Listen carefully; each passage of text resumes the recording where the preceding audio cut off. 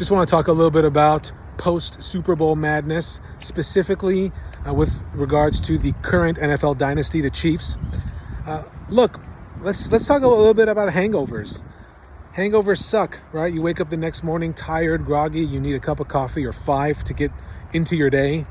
I've never drank, so I don't know what it's like, but I assume it's a combination of severe dehydration and fatigue, which I can only assume really freaking sucks.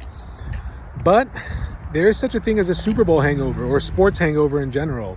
Every time you lose in the finals, in a championship match, championship round, you can feel that hangover. Next year it gets a little harder.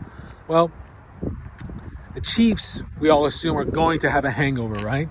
I mean, look, the past 10 years, 9 of the past 10 Super Bowl losers either didn't make the playoffs or they lose in the first round.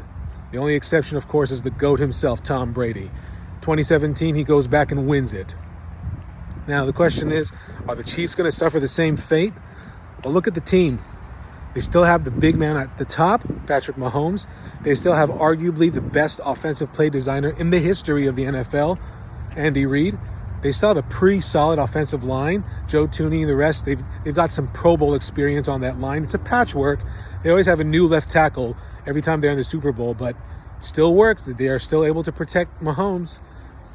They still have arguably the best defensive tackle in football in Chris Jones, a fantastic young defensive end in Karlaftis. They still have arguably the best cornerback in football in Trent McDuffie. It's crazy. Like, the most important positions, they have one of the top 5 players in the league. It's nuts. Now, of course, their wide receiver core has been a patchwork of rookies and veterans, like old-time veterans, right? You got Xavier Worthy and Hollywood Brown, and then you got like DeAndre Hopkins, Juju Smith-Schuster. Like, it's a pretty weird, eclectic collection of talent. But Worthy's going into his second year. He's still arguably the fastest receiver in the league, right? Fastest 40 time, all of that. My point is, not all hangovers are the same. They still have the talent. That's why after losing to the Buccaneers, what do? They went back to the Super Bowl 3 times and won twice. The big question is Travis Kelce. News just came out that they want him back in a more of a mentorship role, right? He only had 3 touchdowns this past season. He's not the same Travis Kelce we're used to. And if there's a draft to get a brand new, fantastic starting tight end, it's the 2025 NFL draft. There's some legit tight end talent in this draft.